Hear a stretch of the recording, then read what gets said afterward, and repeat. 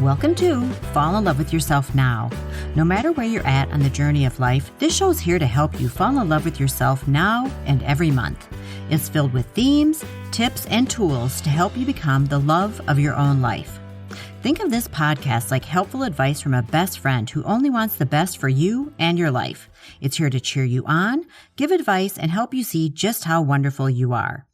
Enjoy the advice for the month and also from our monthly guests who are here to reinforce you and support you on your self-love adventure. I'm Kim A. Floden, and I'm a natural intuitive guide and healer. And I'm guided by my best friend, who I call the Dude, and you might know as Archangel Michael. I've been having otherworldly experiences my whole life and only realized later that not everyone was tapping into their intuition, hearing their guides, playing with nature spirits, and occasionally talking to people who are no longer with us on the planet. I've been blessed to have worked with and treated hundreds of people, animals, places, and things as an intuitive guide and healer, and truly understand that the world is a magical, beautiful place filled with many miracles. This podcast is here to help you see that your world can also be a magical place on your path to self-love and personal growth. And now, here's the show.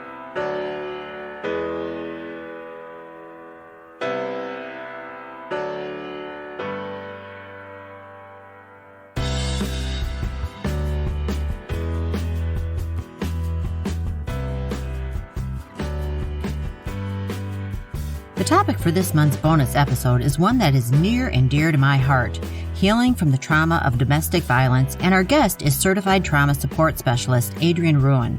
I thought about holding this episode until next month, which is National Domestic Violence Awareness Month, but then I realized there's no better time than now to talk about this because, as you may have heard, domestic violence is on the rise right now due to the COVID-19 lockdown. Domestic violence affects 1 out of 3 women and has definitive lasting effects on our mental, emotional, and sometimes our physical and sexual states of being. Please be sure to listen all the way through this podcast for a list of resources and recommendations for you if you are in this situation or know someone who is.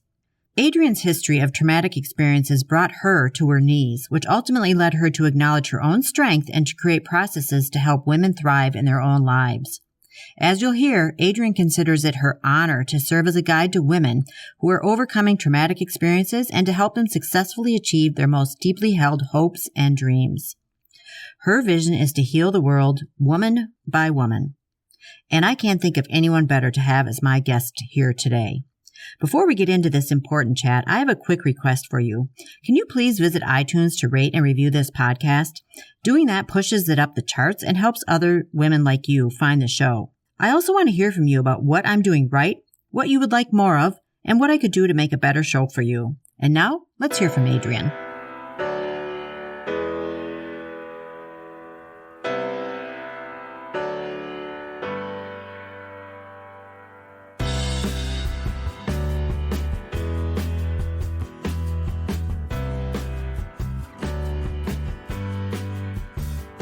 What do you do when you're in trauma, and what steps can you find within yourself to take to get yourself out of that? And I do love on your purpose statement where it says healing the world woman by woman. Yes. I mean, it's when we empower one woman to be free, I think that is like a huge ripple effect. It's like the pebble in the pond and it just goes out, out, out from there because brave women create other brave women. Absolutely. Absolutely. And that's really where my story begins, first with a decision. I think it's so important that we come to the place where we understand that no one's coming to rescue us. Yeah, exactly. And that is where my journey really begins, is coming to that understanding. And there's a couple points in my life where I came to that understanding in different capacities. I also grew up in a home that we didn't practice a lot of self-awareness or emotional intelligence, and that resulted in a lot of trauma. And the way I like to look at it is that my parents didn't set out to create this environment. I don't believe most parents do. 99.99% of them are not setting out to traumatize their children. And yes, we're all going to experience trauma in some way, shape, or form, but there is a percentage of people who, because we were raised a certain way or had certain experiences happen to us, which created mental health struggles, we then pass that on to our children. And it's a cycle. They call it a cycle of abuse for a reason. Exactly. Yeah.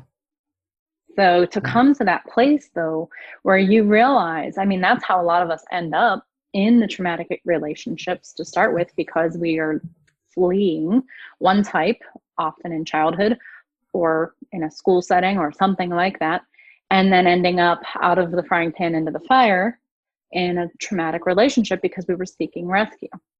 And there's a lot of evidence out there that in the psychiatry and psychological world that show us that when we're exhibiting those behaviors of a victim and we're in that mindset of a victim, we are attracting those who want to be a rescuer or consider themselves a rescuer. And that's not a true rescue, because no one can save you except yourself. And anyone who's offering to do so, whether they're consciously out there hunting, which I actually ended up experiencing that, or whether they're another hurt soul who wants to salve their own self by trying to save others, we end up attracting to those types and repeating our patterns. And that's where we get stuck. Yes, I totally agree. I mean, I can totally see it in my own life where it's like, okay, I got myself out of one situation, and then I'm like, hey, now what's going on? Can you talk a little bit about steps you can take? I got myself into a really crazy situation, and I was literally alone. I was away from friends and family. I was isolated just because of distance, plus the person was also isolating me. And I don't know, I mean, I was literally Googling, am I in an abusive relationship? And I'm like, yeah, I am.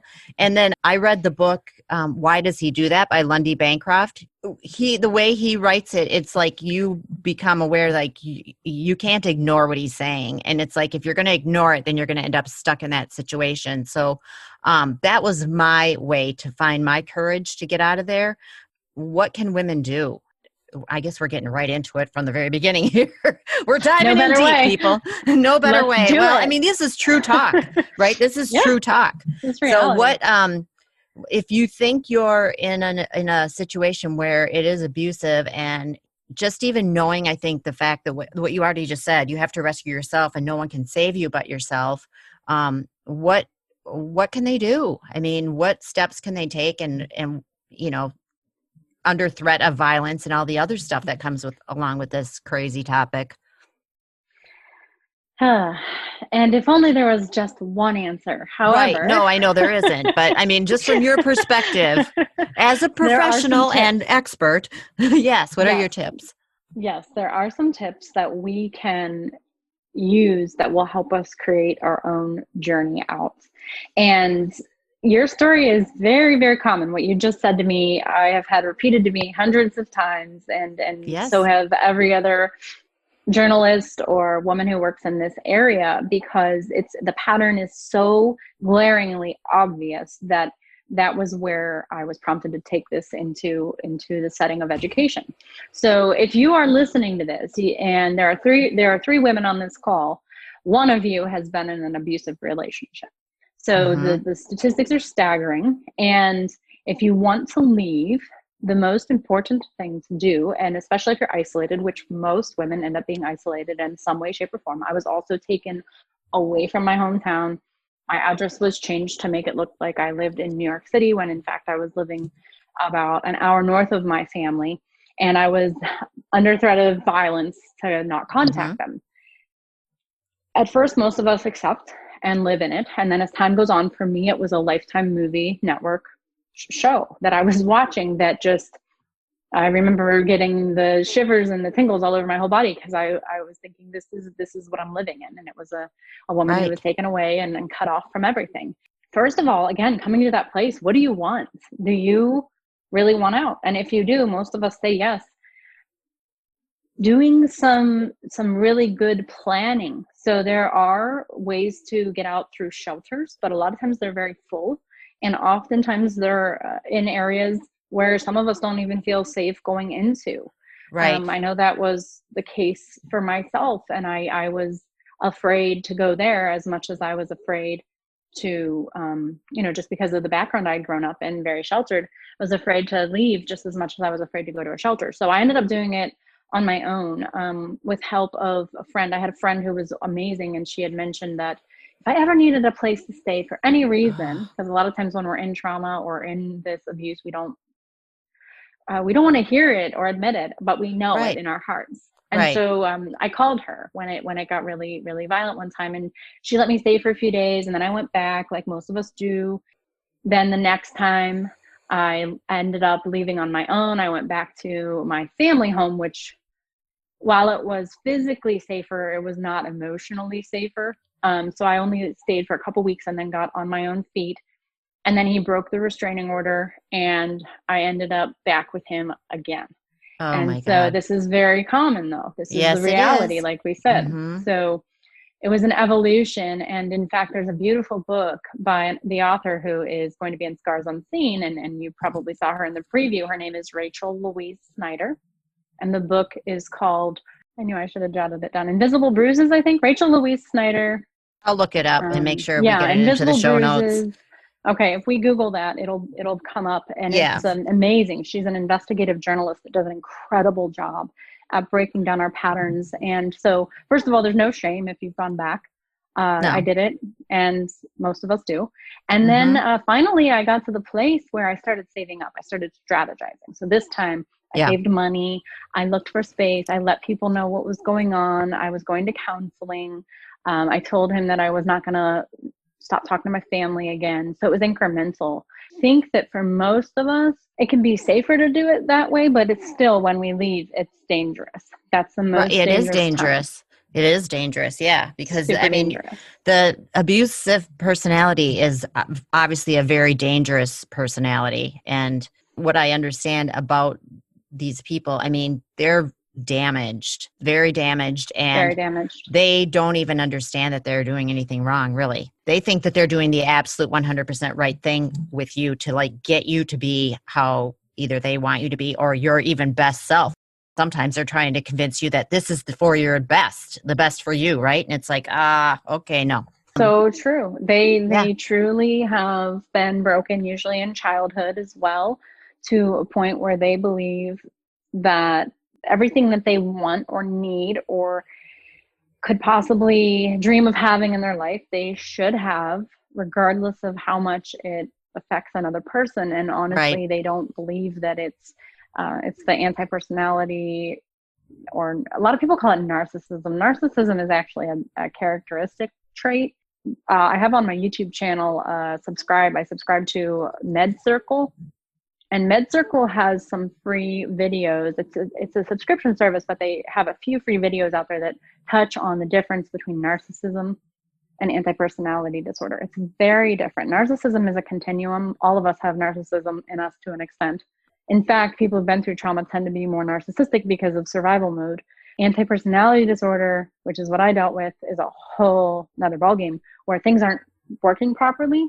There's no concept, or very little concept, if any, of others' feelings and what pain is to someone else.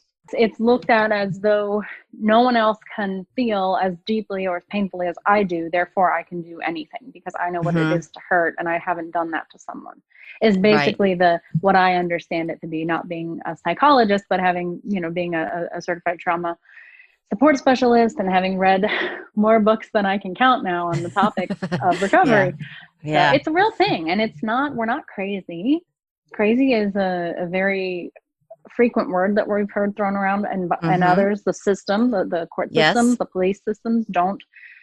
In many, many cities, most cities, especially smaller cities, have absolutely no concept of this. And I actually have been through a police academy, so I can speak to the fact that they're not trained in this manner, at least in that time when I went through in 2010. They're not trained to think in this way whatsoever.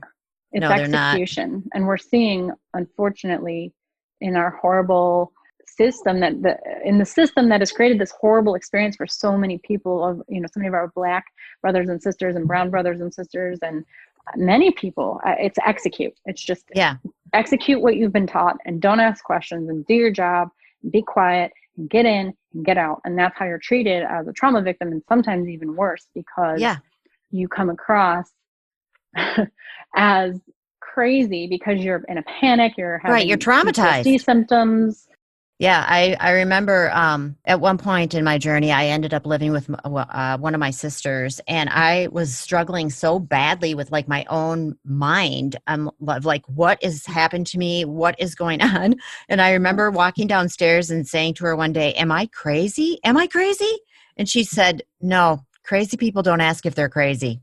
And I was like, it was like a light bulb went on. I was like, oh, you're right. And, she's like, don't ever ask me that again because you're not crazy. Aww. She's like, you've been through hell. And I'm like, okay, That's a good thank sister. you. Oh, she's the best. I've got 4 sisters, and I say this to people. It's like, you can have sisters and you can have friends, but if you get sisters who are friends, you have hit the jackpot, and that's what I've got. So Aww. I'm just incredibly lucky that way. Yeah.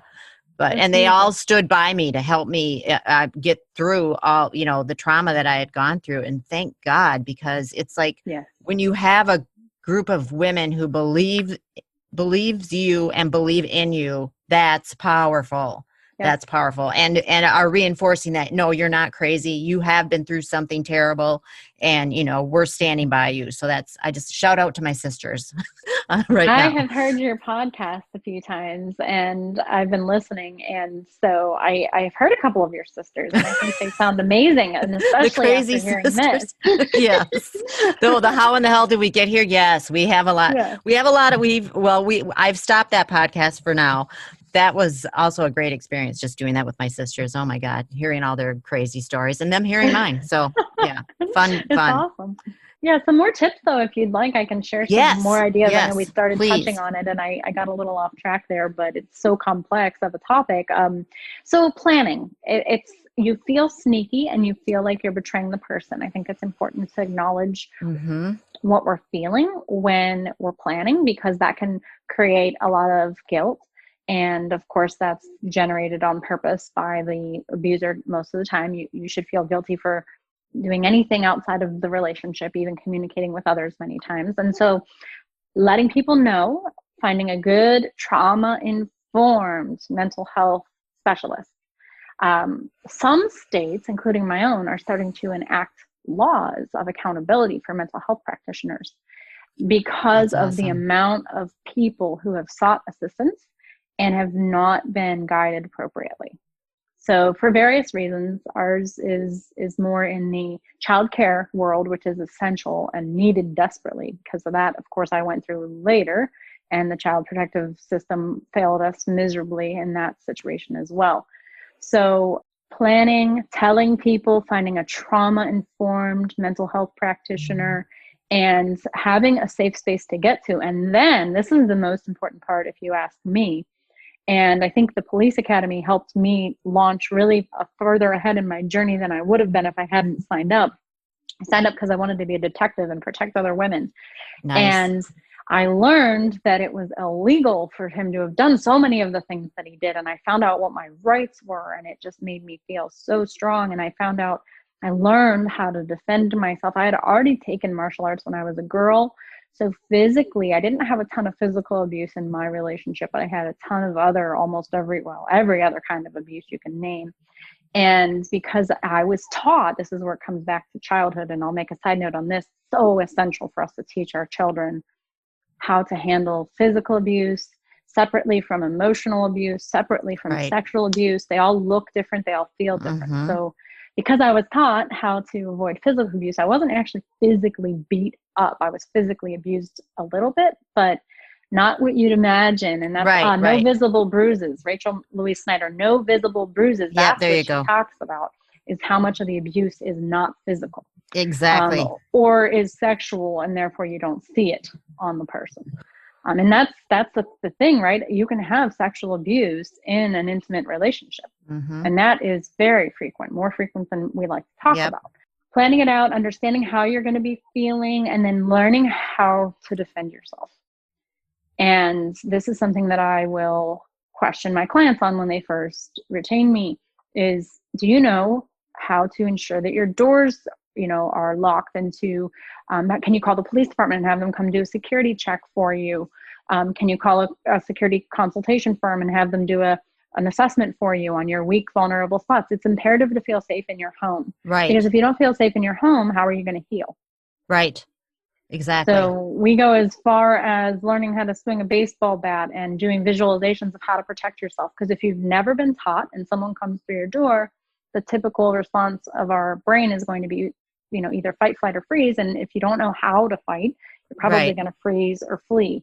And I mean, this is the reality for many women. Fortunately, once you're out and moving along on your journey to recovery, because you're being empowered and you're feeling empowered and walking and talking and just showing empowerment, that part tends to fall off. And you don't typically, I mean, I haven't been stalked by him in years, maybe online, but I actually a few years ago was able to become public. Everything's public now. I'm not afraid. I love that about you. I was looking at your website and I thought, I don't know what you went through, but obviously you went through something horrible and scary and traumatizing and all of the above. And I'm like, but she's out there. She is out there doing her thing. And that's what, this goes back to what I said earlier, like every woman that can stand up and be brave. I mean, it took me a lot of courage to like do my podcast, do the 2 podcasts and do what I do. My website name doesn't even make sense because it's personal to me, because when I started it, I'm like, I don't want to use my real name. I was afraid. Yep. Yeah. Yep. I know. It steals all of who you are. It does. It does. And you have to get it back. I know. I used to say a quest. Yeah. I'm like Humpty Dumpty and I don't have all my pieces back. I fell and I did not get all my pieces. I'm not a complete egg. I love that analogy because I used to call it being shattered. Yeah. And while you can see these memes that say, oh, you're not broken, and it's like, okay, I still may be whole physically, but pieces of me were gone. And I lost me. Right. And I had to go find her. And not only that, I discovered more than I knew I even was on the journey, because much childhood, we learned to repress, to stay safe, to stay small. And again, that doesn't mean that it had to be your classic TV drama of cowering in the corner, being beaten with a belt. That's 99% of the time not what's happening. Educating the world on what is trauma. Trauma is anything that creates that physiological response in you. And I like to call it the soul sear. When you feel that burning sear in your chest, that's a physiological response. And not all of us even have that same experience, but that physiological response of sheer terror, hurt, pain, in trapped a non-physical format. Yes. Yep. I felt like I was in a corner and like, I don't know how to get out of this corner. I really don't. And it's taken me a long time just to get past a lot of it, and I mean, I'm really glad I'm talking to you today, because I feel like I didn't realize when I reached out to you, but I'm like, this is just another step on the journey. Woo. It's intense. The journey, it is. I call the program that I have a quest, because it's just the first part. I like to think of myself kind of like the Hobbit characters in the Lord of the Rings. You are on a massive years-long journey, and that's not to create any type of fear of starting the journey.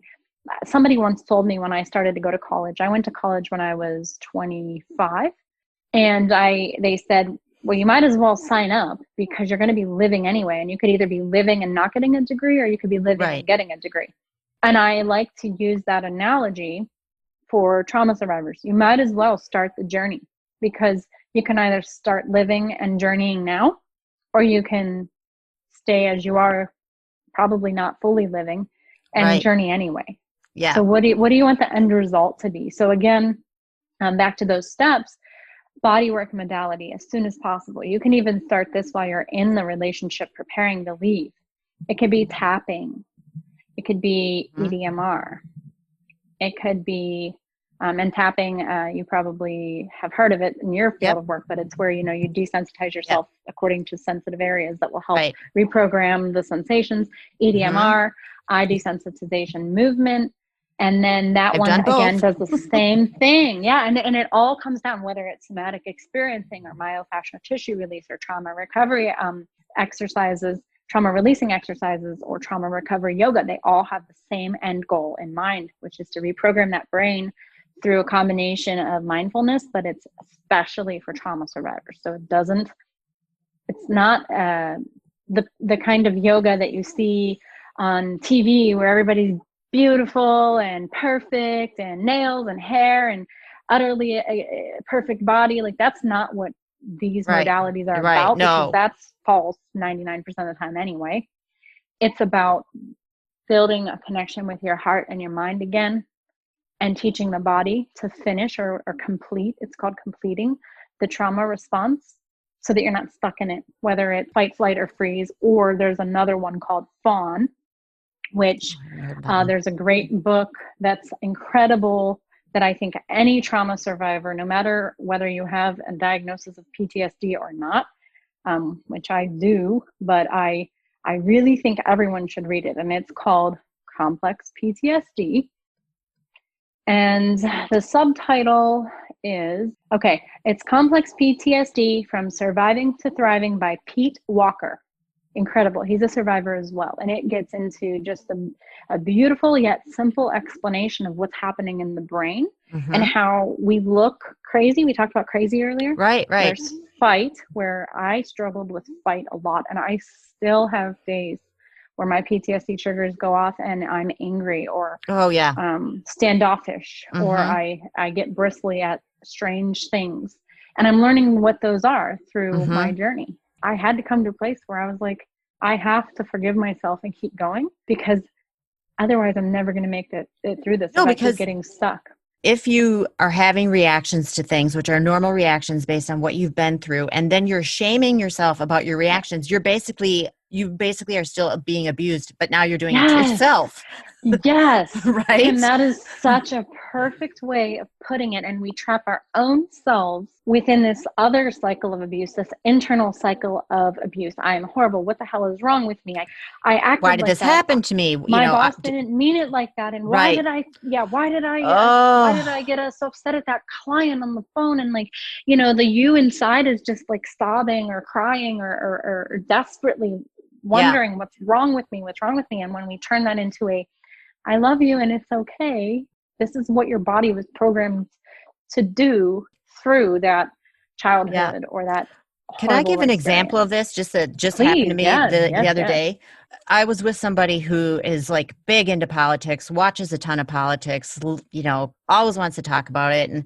And they said something and I got really passionate about something, but when I got done expressing it, I was like, it was so painful to me, the topic we were talking about. And I'm like, this is so painful to me that I actually blanked out.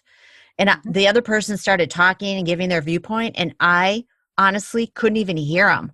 And then the first thing that came out of my mouth was, I don't want to talk about this anymore. Just like that. I was like, I don't want to talk about this anymore, which the other person, of course, took personally, because they're like, what the hell?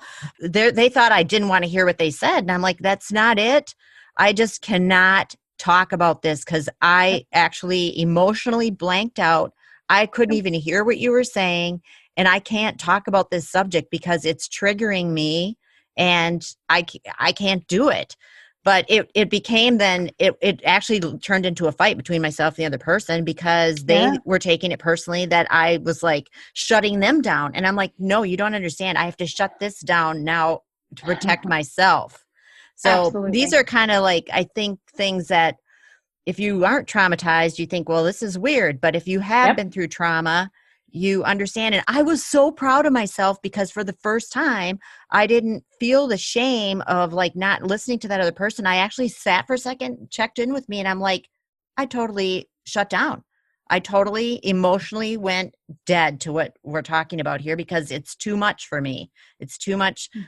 We were talking about people who are traumatized systemically in our society. And I'm like, I can't do it. And I got really passionate. And then I was like, I shut down. That is so key to think about. I had a mental health experience. It was a pretty serious one this summer. I hadn't had one this serious in over 4 years. And it started with me watching the news on the systemic issues that we've been experiencing in May. And I usually don't watch the news. I watched it for a week. Yeah, me either. It turned into this cascade. There were other events going on in my world. I had a friend who was going through a re-traumatization experience with her children. And it was just a lot going on. It took me back, there were multiple different triggers going on, but I'm also extremely passionate about systemic problems because I know what it's like to deal with a system from my experience and perspective. And I had to shift some perspectives that I had held and that I had been raised with and that are closely held in my family of origin. And so it's another experience that just breaks you down. And I look at it now, this time it was different because I looked at it like, wow, I love you and it's okay, Adrienne, it's okay. Just go through this, just feel the feelings, explore this, get your sleep if you need to, go for the walks, 4 or 5 walks a day, whatever I needed to do, I let myself do it. And that's the first time I've had that severe of an experience while letting myself and loving myself. Suicidal ideation is extremely common in trauma survivors. And there's active and inactive. And this is coming from the books that I've read and the learning that I've gained and the certifications that I have and my own personal experience. But anybody who's having that, always seek out a trauma-informed mental health expert. And of course, the suicide hotline is out there, and I can look that up and put that out there in a second. I'll put the note. I'll put that in the show notes for sure. Yep. Awesome. But yes, there's a difference. So there's a difference between it. And I know that one of the reasons a lot of people don't talk about it is because we're afraid that we're going to be what in the police world they call pink slipping, which is as soon as you say something, the ambulance is going to show up, you're going to be strapped down to a stretcher and you're out of here for 3 days or whatnot. And that's not true. This is a common over victims. Yep. And so going back to what you were just saying though, where you were put back into that, sounds like a disassociative experience. And I have experienced those as well. It used to happen to me in meetings where they'd be sharing information about a massive change or something that was going to massively change how I worked at work. A lot of survivors, we get very process oriented because it makes us feel safe. I would just, same thing. Check I'm out. like sitting there like, where? And then at the end of the meeting, I'm thinking, what just happened? The meeting. And again, you can feel really crazy. And if you don't have a supportive system or team at work, a lot of trauma survivors struggle at work. And this is partly why. This is yet one more reason why. And so having that trauma-informed practitioner, to me, it was the game changer. And I found those people through listening to Sean Croxton's Sessions podcast. And then later on his Quote of the Day show, he had a lot of people and experts who work in modalities, especially on his Sessions podcast and the different modalities of trauma healing. And then also in the university hospitals out of Ohio have a center called the Connor Integrative Health Center. A lot of hospitals are starting to have integrative health centers, or like Dr. Mark Hyman at the Cleveland Clinic has a functional medicine clinic. He's amazing. I've heard him speak in person and just such a soft spoken and yet very knowledgeable, caring human. And they have modalities there that sometimes insurance will help cover, not always. So that's one of the big pathways that prevent women from seeking that help, is that they do not typically accept insurance because our insurance systems, again, not being trauma-informed systems, do not understand the power of the new science of trauma recovery and trauma healing and abuse healing. And so they don't support the recovery. But that does not mean that one should use that as a reason not to get help, because there is a way. There's always a way. I like to say that besides my rent, my car payment, and my daughter's, childcare, my health ended up going right under there. It was up there. I mean, if I didn't pay something else, that's tough. I'm getting better. Yeah, you need to take care of yourself. Absolutely. So that's another option, is making sure it is a priority. Because if you are breaking down, you're not useful to anyone. And then you continue the cycle down the swirling cycle, and it just feels awful. If you invest that in yourself, it really makes a difference to your esteem. And then also, I used YouTube videos when I didn't have money. I was not about to let that stop me. I thought, well, just because they're not in the room with me doesn't mean I can't still do the work. And on my YouTube channel, which is simply Adrienne Rouan, I've made subscription lists that have different modalities and videos that you can watch to both educate yourself and to watch and use for free if you believe that you or someone you love is in trauma and that, you need to calm down. And again, in trauma is an experience that we each have that often looks the same but comes from different reasons. So it could even be someone who's been through traumatic brain injuries, or someone who's been through car accidents, or It has a serious fear of the dark, or there's so many. Lost a loved one, even. I mean, people Grief, get traumatized. Yes, grief. Yes, pet. even a pet. I mean, yes. It's Pets not, can be worse sometimes to lose I because they have never seen abuse a family you. member go through that where it was very deep wound, and it's still there to this day, and it's sad. But we have a culture of, and I know that sometimes I do offend people with this, but we have a culture of victimhood that is perpetuated, and Totally. I'm done with it. And that's where I have been one.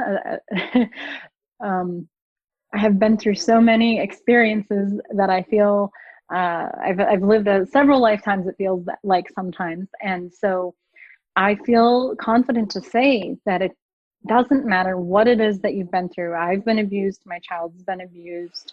We fought a system that then further abused us. Some of them actually are very angry, traumatized people who are taking out their own anger and pain on others because, again, they're being triggered while working in the system. And some are just totally ignorant to the fact that they're simply following a very broken process.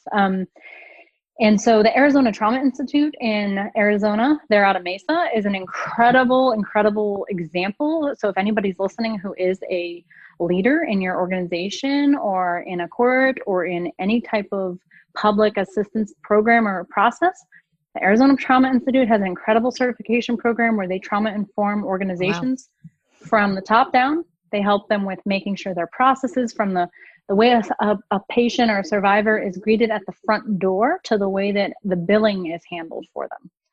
Just bringing humanity back into being a human. And also understanding, they help us understand that if someone is going through a meltdown in your lobby or in wherever we are when we're having our trauma moment, it doesn't make us a horrible person. No. And that's the part that I think that I like to push back against the most, and that I'm changing in our world, and that many of the people that I talk about, like Dr. Roten and team at Arizona Trauma Institute, is taking away that stigma. It's mental health and trauma are this one synonymously blended experience that cannot be taken apart. And when we start treating people as a whole, and we start treating our bodies and our minds as a whole, and we start viewing other people that way, even if we have a moment when we can communicate from a trauma-informed or trauma-aware perspective, we can shatter those stigmas. We can create a more joy-filled world. We can make mistakes and screw up big time and forgive ourselves. And if the other person is trauma-aware, then they can also forgive you and you can come to a place. Or if they're not, then you can learn that it's the state of what it is. Still love me and I forgive me and I'm okay. What popped into my head is, I don't know if you know the work of Byron Katie, but she talks about, I'm a trained facilitator of her work, but she talks about, the three kinds of business. There's your business, my business, and God's business. And ultimately, everything is God's business. You can manage your business, but really it's not really even up to you.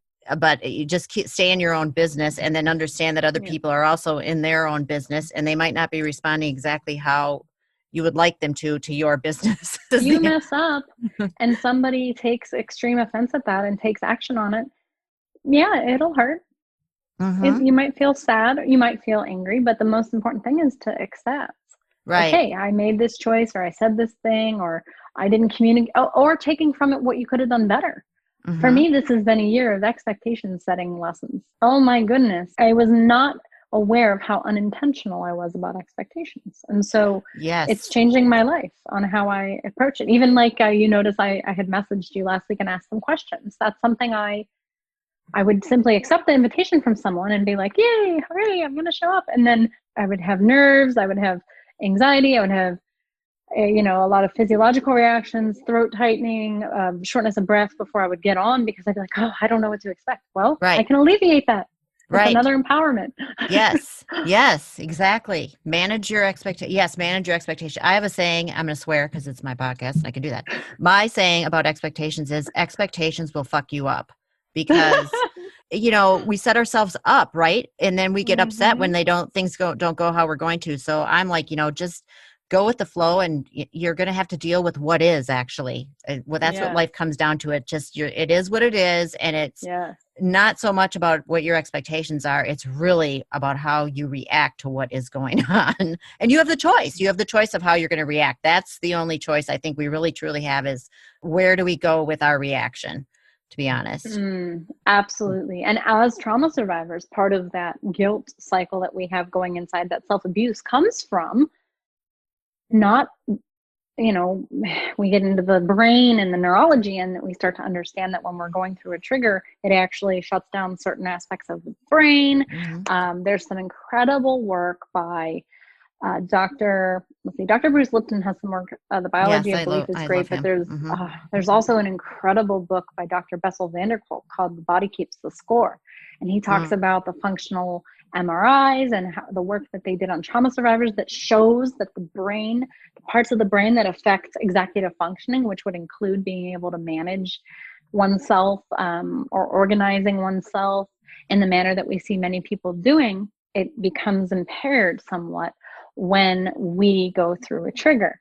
And so, again, speaking from that place of having had those triggers just repeatedly over and over, and creating that shame cycle and that anger cycle itself, and just, what is wrong with you? You're whatever name, and how come you can't, and why won't you, and why don't you?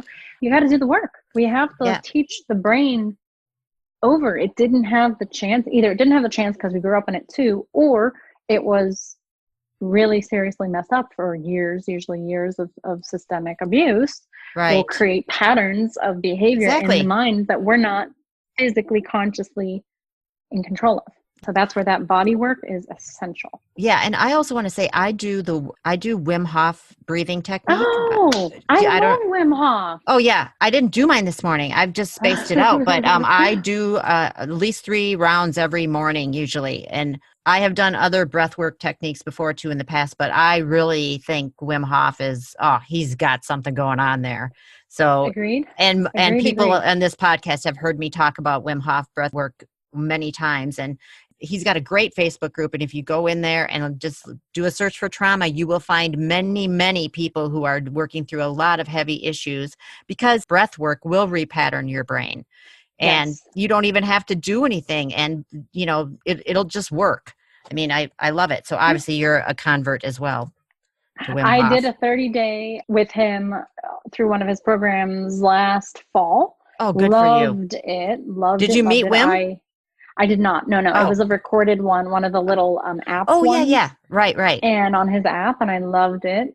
And it definitely made a difference, especially for my autoimmune. I always say I am an overcomer of autoimmune conditions. I have 2 that I am continuing to overcome and keep in remission.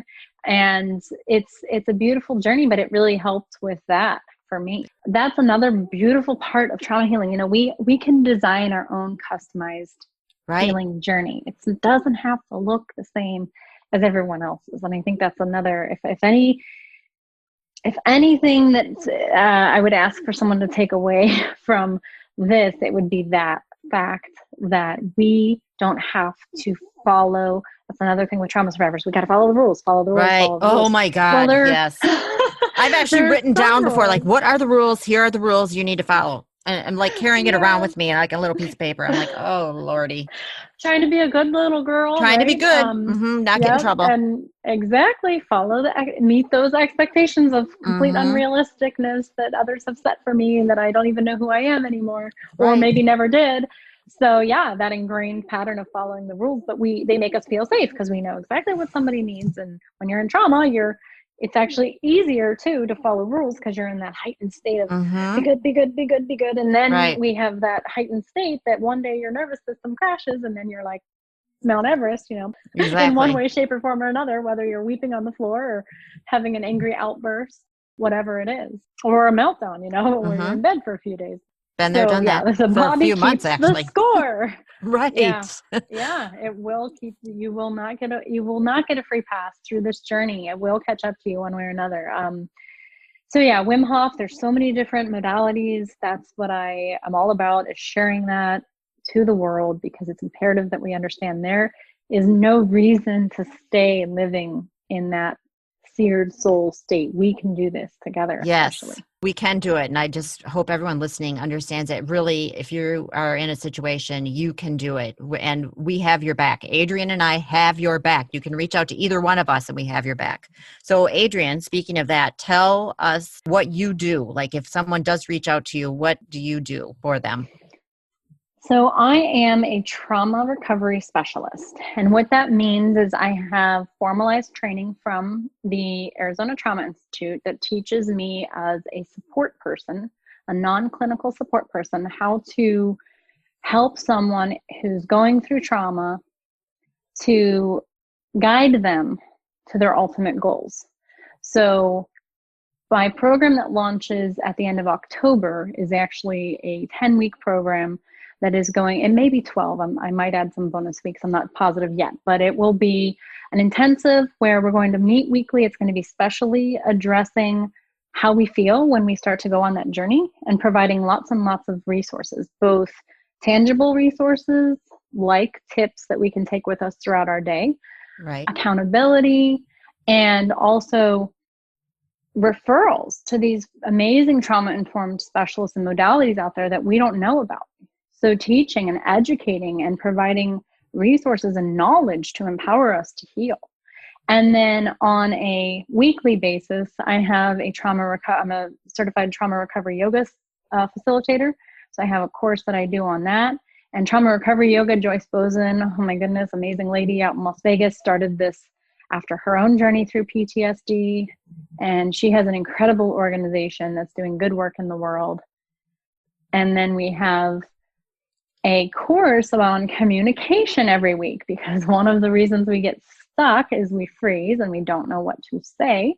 Right. And so we talk about what are the first steps to take when you realize that you're in trauma? What can you actionably do in this moment?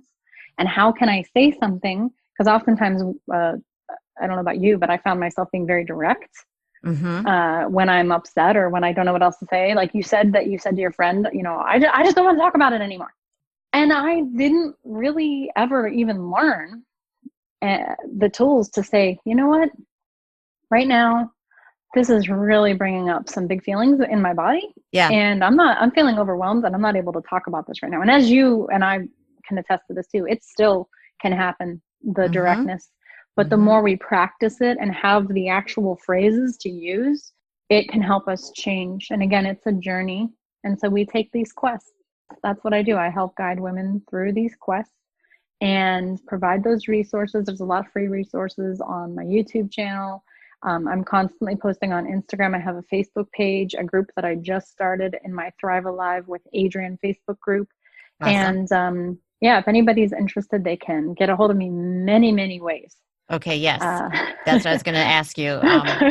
Yeah. I've been on your website. You don't have an email sign up on there, do you? Or at the bottom, yes, there is a subscription sign up. Okay. Yep. I didn't see that for some reason. I must have missed it, but I was working on it quite a bit last week, so I have moved some things around. Oh, okay, that might so be. You might have been. I was on it 3 days last week working on it. So yeah, you can sign up for my weekly email at adriennerouan.com on the homepage. Scroll to the bottom. You can reach me on Facebook. I have a public profile, Adrienne Rouan. That's my personal, where you'll see a little bit more about my daughter and our journeys. Also, I have Thrive Alive with Adrienne, my business group. Right. And then there's a private group in there for people who want to be more deep and intentional that I just started. I'm on Instagram at Adrienne Rouan. The professional woman, or for the business organizer or business leader who wants to see about getting help for someone that they know, I'm on LinkedIn at Adrienne Rouan. And my email address is also Adrienne at Adrienne Rouan. So again, trauma survivors, we have a hard time remembering things. This is not hard. Right. Okay. Adrienne has made it extremely easy for you to get a hold of her. And I would say if you have any interest in this subject, if you need help with this subject, please get on her email list for sure. So you'll be alerted to the fact when she's doing that program, because that sounds like a super powerful program. And you're starting it in October. The last week of October. Yep. It's Domestic Violence Awareness Month. We're going to be learning a lot from all of our people that we follow. And I'd like to end that month with a resource, an actionable course that's going to take us through the end of the year, through those through the holidays. Holidays. Smart thinking, because that's a trigger for just a lot of things, right? Yeah. Yeah, and especially now in COVID, I think that we've all seen the statistics that abuse is going through the roof now during COVID times. So if you are ready and able and willing, please, please, please, I beg you to join Adrienne's course, because it sounds like it's going to be super powerful. And I can just tell, even though Adrienne and I have only talked together for the first time today, she is a powerful woman and she can help you. I think that when we can walk in full self as a woman, walk around no matter what abuse you've been through. I know one of the experiences I had for years and years and years was just the feeling of being watched all the time, that sense, a lot of us are very sensitive and we can feel the attention of others. And again, when we're in that lower space of abuse, we're attracting that attention because those abusers are cued in to, and there's a whole energetic and physiological reason for this, which is why it's so important to educate ourselves, to understand it's not us, it's how we are made, and it's okay, and it's possible to get through it. And so to be able to walk through the world as a woman, embracing your power and beauty, yet still being able to live your truth and be flowing through being firm and having boundaries in a way that makes you feel proud of yourself while still being able to be that feminine self, if you wish.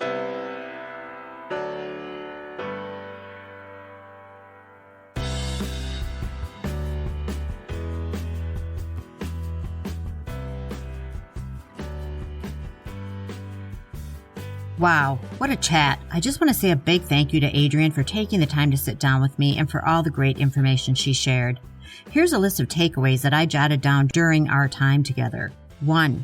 You have to rescue yourself. 2. You can create your own journey out of the situation. 3. The abuse patterns are obvious once you start to see them. 4. 1 out of 3 women has been in an abusive relationship. 5. If you want to get out, make a plan. 6. Don't beat yourself up if you get out and go back. It happens and there's no shame in it.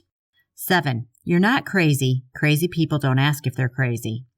8. You will probably feel sneaky and maybe a little guilty when you start to make your plan. This is normal. 9. Tell people you can trust what you're doing and find a good trauma-informed mental health specialist. 10. Have a safe place to go. 11. There are different types of abuse: mental, emotional, physical, and sexual.